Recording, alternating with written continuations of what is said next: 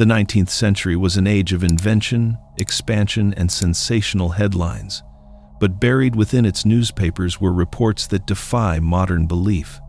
Articles calmly described farmers standing 11 feet tall, skeletons with double rows of teeth, and graves too large for ordinary men. Were these accounts reckless exaggerations, deliberate hoaxes, or distorted observations of real biological extremes? Dismissing them outright feels easy. Explaining why so many similar stories appeared across regions is harder. Before we laugh at the ink-stained claims of the past, we must ask an uncomfortable question. What exactly were those reporters seeing, and why were they believed? The origins of ancient giants. We have always been fundamentally obsessed with the concept of giants. From the earliest recorded historical stories to the massive cinematic blockbusters of today, the captivating idea of colossal human beings walking the earth commands our collective human imagination. You might naturally think the ancient scribes who first wrote these dramatic accounts just had an incredibly overactive imagination, or were deliberately trying to terrify their political enemies. Think about that for a second. What if they were not simply inventing elaborate fictional fairy tales, but were actually describing a tangible historical reality heavily filtered through their own complex theological lens? To truly understand where this cultural obsession originated, we have to step directly onto the intense linguistic battlefield of ancient religious texts, specifically looking at the mysterious events described in Genesis 6. This text is precisely where we first encounter a legendary group known as the Nephilim. The precise translation of this single ancient word has sparked many centuries of intense scholarly warfare. Many dedicated ancient language experts strongly connect the word Nephilim to the ancient Hebrew root word naphal, which directly translates to the physical act of falling, suggesting these specific beings were the fallen ones.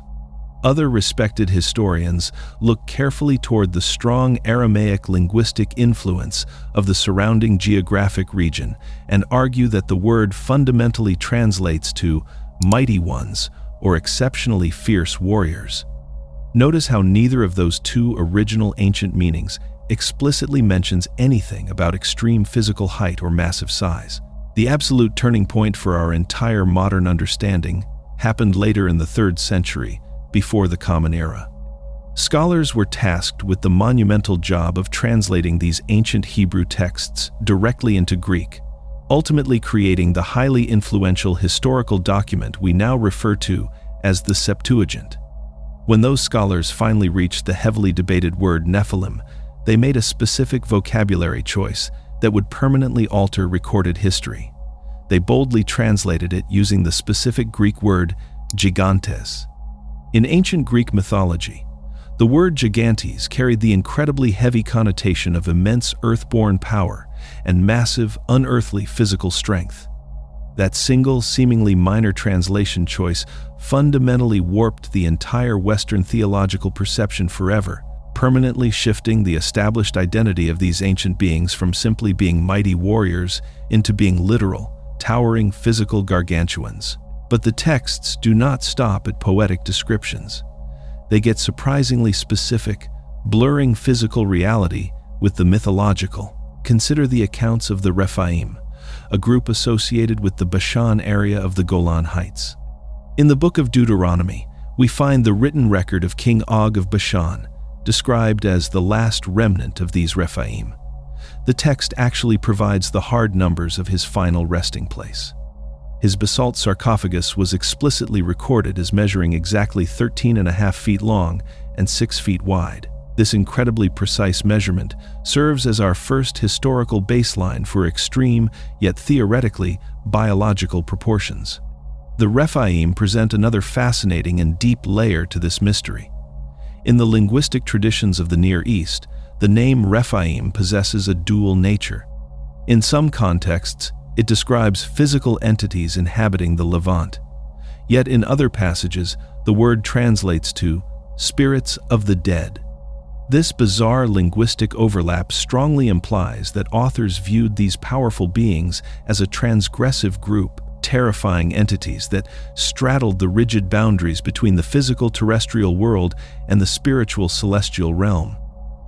The 19th century bone rush. As we move forward into the 1800s and early 1900s, we enter a chaotic era defined by the infancy of archaeological science and the explosive rise of sensational media. This was an age characterized by rampant exaggeration in newspapers, where editors desperately sought to capture public attention with increasingly spectacular headlines. Yet, as we dig through these dense historical archives, the sheer volume of these giant skeleton reports forces a highly serious evaluation. We must critically consider whether this was entirely a manufactured deception or if a genuine fire burned beneath the towering columns of journalistic smoke. The undeniable ground zero for these extraordinary physical discoveries emerged in the United States, specifically concentrated deeply around the Great Lakes and the Ohio River Valley. Settlers and amateur antiquarians frequently broke ground in these fertile regions, eagerly uncovering the monumental earthen burial mounds left behind by the ancient Adena and Hopewell cultures. What they claimed to consistently pull from the dark earth completely shattered conventional biological understanding. A fast statistical breakdown of these historical newspaper claims reveals a staggering pattern of extreme anatomical anomalies. Consider a shocking 1911 dispatch from an Arizona ranch detailing a massive skeleton measuring a full 12 feet in total length. Several years earlier, a detailed 1897 report from Wisconsin documented the remarkable unearthing of 9-foot individuals buried alongside mysterious copper rods. The most perplexing account surfaced in 1912 near Lake Delavan in Wisconsin. Excavators claim to have uncovered 18 separate skeletons, ranging from slightly over 7.5 feet to a towering 10 feet. These remains supposedly featured profoundly bizarre physiological traits, most notably entire double rows of teeth and a full 6 fingers on each hand. Skeptics naturally dismiss all these accounts as simple rural folklore or deliberate commercial hoaxes designed entirely to sell more printed papers. However, a vital credibility anchor exists within the official government records of that specific era. The official 12th annual report of the Bureau of Ethnology, a highly respected scientific institution, formally documented the excavation of an undeniably massive human skeleton. Government agents carefully measured the remains at exactly 7 feet and 3 inches from the base of the skull directly down to the toes. Anthropologists confidently estimate that in living reality, this specific individual would have easily stood roughly 7.5 feet tall. This formal official record clearly demonstrates that individuals reaching the absolute extreme upper bounds of known human variation were indeed walking the ancient landscape. These shocking skeletal discoveries were definitely not strictly limited to North American soil. Compelling international anomalies heavily added profound historical complexity to the rapidly unfolding global narrative. In the year 1910, a remarkable warrior skeleton, standing 8 feet and 5 inches, was reportedly unearthed in either England or Ireland. Decades later, a vastly older and far more scientifically rigorous point of academic inquiry emerged deep in South Africa. The 1929 discovery of the famous Springbok Flats skeleton revealed a tremendously powerfully built prehistoric human. These late Stone Age remains, securely dating anywhere between 11,000 and 20,000 years ago, were found resting directly alongside the colossal fossils of a completely extinct ancient buffalo species that stood a terrifyingly massive 11 feet tall. Megalithic footprints in ancient stone. If these immense biological anomalies truly walked the earth, they absolutely must have left a physical footprint carved directly into stone. We look at staggering ancient architecture composed of massive stones and immediately leap to the comfortable conclusion of superhuman labor. We assume manipulating such colossal materials would unquestionably necessitate beings of significantly greater physical stature. The historical reality of extreme human ingenuity is far more impressive than any supernatural claim.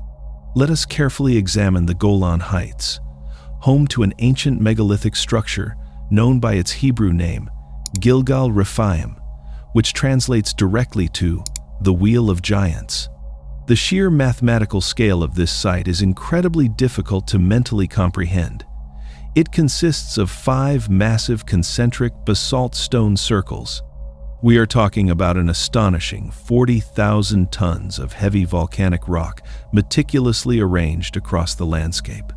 The outermost wall alone spans a staggering 520 feet in diameter and stands a solid 8 feet high. The construction timeline reveals a deeply profound generational commitment. The massive outer rings were laboriously built between 3000 and 2700 before the Common Era. Centuries later, between 2000 and 1500 before the Common Era, a central tumulus, reaching 15 feet high, was finally added to the sprawling complex. For many decades, early theories confidently proposed that this massive wheel functioned as a precise astronomical observatory, perfectly aligned with the summer solstice and seasonal equinoxes. A groundbreaking 2024 study utilizing advanced remote sensing and detailed geomagnetic data completely refuted those long-held celestial alignments. The research proved that severe tectonic shifts and regional rotations over 5 millennia have physically altered the position of the site by tens of meters. Those perceived celestial alignments were entirely accidental. Modern archaeologists now firmly hypothesize that the site served as a grim excarnation structure, where deceased bodies were intentionally exposed to native scavenger birds to cleanly strip the flesh directly from the bones. The staggering labor required to build such a monument is currently estimated at over 25,000 working days. This points directly toward a highly organized nomadic society capable of incredible large-scale cooperative engineering, completely independent of the involvement of physically giant beings.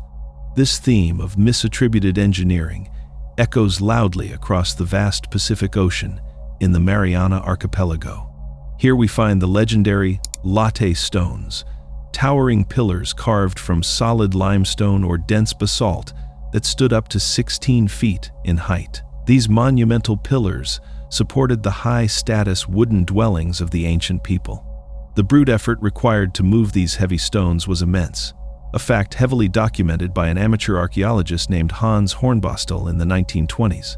He successfully collected over 10,000 artifacts from the region, while extensively documenting local indigenous legends of the Tau Tau Mona, an ancient race of incredibly powerful ancestors. Hornbostel, however, was actively hiding a massive, highly sensitive personal secret. His daily archaeological activities were not purely academic in nature. Instead, he was secretly serving as an undercover spy for the United States Navy. He actively monitored, classified Japanese military facilities across the northern Marianas, strictly under the clever academic guise of studying ancient megalithic ruins. Modern osteological studies of the physical remains he collected definitively prove the ancient people were indeed extremely robust and notably tall for their specific era, but they never reached the impossible proportions of literal physical giants. The brutal physics of giants. We must naturally now drop the heavy scientific hammer directly onto these historical legends and brutally deconstruct the biological fantasy of the 12-foot man using undeniable physics. You want to build a human giant. Let us carefully see if his basic anatomy can actually survive the brutal reality of planetary gravity. The plausibility of giant human beings is fundamentally governed by a strict physical principle known as the uncompromising square-cube law. This fundamental law of physics dictates exactly how different physical properties inherently scale in relation to size. If a regular, healthy human were proportionally scaled up, the resulting physiological changes would be absolutely catastrophic. Consider a hypothetical 12-foot human being. This massive individual requires leg bones with exactly 4 times the normal cross-sectional strength merely to support a staggering 8 times the normal body weight. This extreme doubling of physical pressure means those massive bones would be highly prone to frequent and devastating fractures during simple, everyday movement. We easily see this tragic structural reality clearly evidenced by the grim clinical medical history of the tallest formally recorded human in modern history, Robert Wadlow. Standing at a towering 8 feet 11 inches and weighing an incredible 439 pounds, his massive frame forced him to constantly use heavy iron leg braces and a specialized walking cane simply to remain upright and move around. Beyond skeletal collapse, a true giant faces immediate thermoregulatory collapse. The biological scaling of internal mass versus external surface area creates severe and ultimately fatal metabolic challenges. Heat generation is a direct function of internal volume, while heat dissipation relies entirely on the surface area of the skin. A staggering 24-foot giant has 64 times the internal bulk, generating massive amounts of heat, but only 16 times the available skin surface area to properly cool it down. Such an impossibly large and robust being would quickly suffer from a permanent, lethal fever, as their gigantic body would generate internal heat far faster than it could ever be safely shed into the surrounding environment. Finally, we must critically examine the devastating cardiovascular strain. The giant human heart would face insurmountable hydrostatic hurdles. To successfully pump heavy human blood upwards against the extreme downward pull of gravity to a brain located anywhere from 10 to 30 feet vertically above the feet, the heart rate would plummet to a dangerously sluggish 23 beats per minute. Large terrestrial mammals like giraffes have gradually evolved highly specialized vascular valves and incredibly thick, tight skin on their long legs to artificially maintain essential blood pressure. These complex biological adaptations are completely absent from the standard human physiological blueprint, making these colossal mythological figures a strictly certified biological impossibility in our modern physical reality. The great institutional cover-up. We must now confront the massive elephant dominating the room whenever ancient anomalies are discussed. The persistent theories regarding a massive institutional cover-up orchestrated by the Smithsonian. The modern narrative suggesting deliberate suppression of massive skeletons is fundamentally a complete farce. Yet this specific conspiracy thrives so powerfully today simply because it is firmly grafted onto a very real, incredibly dark historical foundation of institutional elitism and academic grave robbing. The most prominent modern iteration of this massive suppression myth traces its exact origin directly back to a 2014 satirical article published by the World News Daily Report.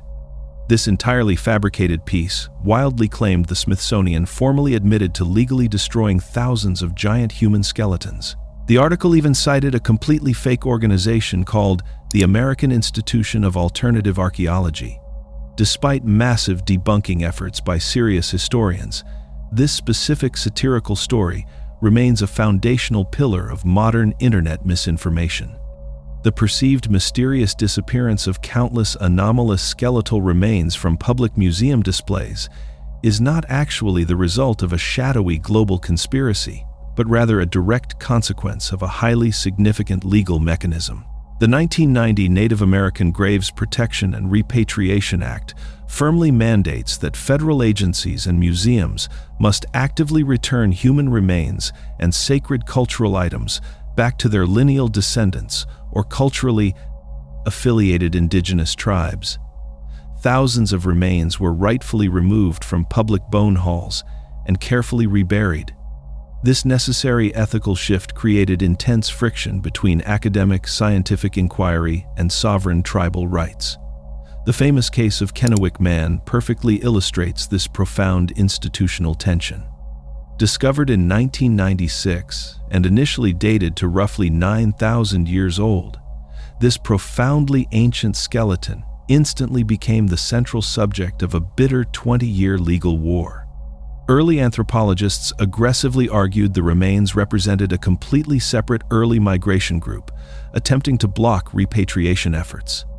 Advanced genomic sequencing eventually confirmed a direct genetic link to modern tribal populations, finally leading to the solemn 2017 reburial of the ancient remains.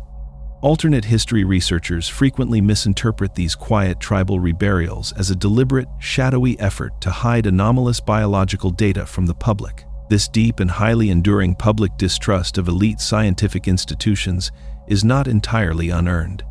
We must clearly examine the incredibly dark legacy of a man named Alice Hrdlicka, who headed the Smithsonian Division of Physical Anthropology from 1903 until 1943.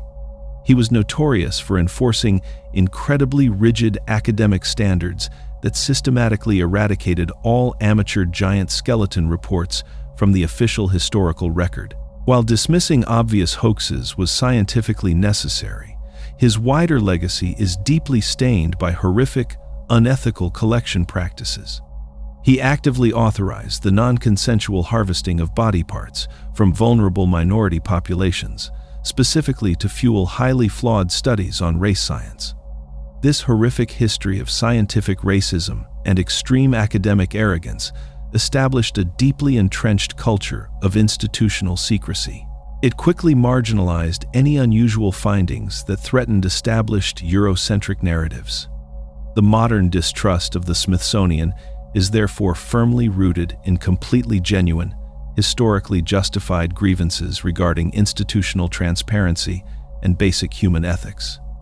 Real ancient human variation.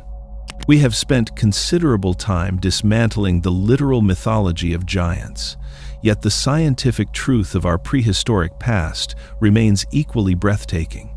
Modern physical anthropology has indeed uncovered hominid groups that exhibit truly significant robustness and startling morphological variation. These populations were real, and their physical presence fueled centuries of speculation, though they rarely aligned with the popular narrative of ancient titans. In 2010, the discovery of Denisovan fragments in Siberia fundamentally changed how we view prehistory. Researchers identified a hominid group possessing exceptionally large teeth, far exceeding the dimensions found in modern humans or even Neanderthals. While the full stature of this specific group is still being determined by researchers, their undeniable robusticity has fueled legitimate scientific speculation about mighty individuals in our distant evolutionary past. They were not giants, but they were certainly powerful, distinct, and physically imposing biological entities. Earlier in the 20th century, similar excitement surrounded the South African Boskop crania. These specimens featured massive brain capacities, reaching up to 1900 cubic centimeters. Early researchers naturally postulated that these remains represented a large, brained, powerfully built race of prehistoric humans. However, subsequent detailed morphometric analysis has clarified the picture significantly. These individuals fall squarely within the upper range of physical variation for modern Holocene populations. They were not members of a distinct species of giants, but rather represented the extreme natural diversity of our own ancestral lineage. The true game changer in this complex field has been the arrival of next-generation sequencing. This technology has settled long-standing debates by allowing scientists to read ancient genomes with incredible precision. This process has dismantled the once popular alternative race theories that often surrounded ancient skeletal finds. For decades, the Spirit Cave mummy and the ancient Lagoa Santa remains in Brazil were labeled as evidence of a separate Paleo-American race, distinct from modern populations. Critics claimed these individuals showed physical features that excluded them from the Native American lineage. New genomic data has completely reversed this specific narrative. We now have definitive evidence that these individuals were the direct ancestors of modern Native Americans. They possessed a high degree of phenotypic diversity and skeletal robustness that early explorers and newspaper reporters frequently mischaracterized as evidence of gigantism. The physical record shows that humanity has always been a diverse species. Ancient populations were capable of significant biological resilience, adapting to harsh environments with physical frames that seem incredibly robust by our modern, sedentary standards. By applying rigorous genomic analysis, we move away from the sensationalism of the past and toward a factual understanding of human evolution. we find that the true story of our ancestors is one of profound biological diversity, where phenotype, environment, and ancestry intersect to produce individuals of impressive size and strength. These remains are not the lost titans of mythology, but the authentic, powerful ancestors of our shared human story, whose true legacy is written in their DNA. This discovery proves that extreme human robustness is a valid scientific fact, confirming our ancestral history is truly vast and deeply complex. The legacy of ancient giants. We find ourselves at the final crossroads of a journey that began in the ancient Near East and ended in the brutal laboratory of modern physics. The evidence for giant humans in history presents a fascinating dichotomy between enduring cultural memory and strict biological feasibility. We must recognize that the widespread nature of giant mythology and the sheer volume of 19th century newspaper reports suggest a genuine historical phenomenon of exceptional robusticity that captured the public imagination. However, we also have to reconcile the pioneer-era reports of 9-foot skeletons with the 7-foot forensic realities of standardized measurement. When anthropology professionalized, the enthusiastic visual estimates of amateur explorers were replaced by the cold, hard metrics of the scientific method. The vanishing evidence is not necessarily the result of a conspiracy, but rather a combination of material reality and shifting ethics. Many of the anomalous specimens found during the pioneer era were reported to have crumbled to dust the moment they were exposed to the air. This natural degradation, combined with the scientific blackout caused by the ethically necessary repatriation of remains to indigenous tribes, has left us with a fragmented record. While laws like the Repatriation Act are essential for respecting the rights of descendants, they have undeniably removed thousands of potential study specimens from the reach of modern research. Ultimately, we are left with the uncompromising ceiling established by gravity and thermoregulation. The square cube law tells us that human variation likely maxes out at the 7.5 to 8.5 foot range. Beyond that point, the human body effectively begins to destroy itself under its own massive weight. The giants of antiquity were likely individuals at the extreme upper tail of our natural biological variation, whose robust physical presence was magnified by the oral and written traditions of the cultures they encountered. The true legacy of these giants is not a collection of massive bones hidden away in a secret museum vault. Instead, it is the undeniable and awe-inspiring capacity of ancient humans to manipulate their environment and memorialize their most towering figures in enduring myth. Whether it is the Wheel of Giants in the Golan Heights or the latte stones of the Pacific, these structures stand as a testament to what we can achieve through social coordination and human will. These legends serve as a vital window into how we perceive our own potential and project power onto our ancestors.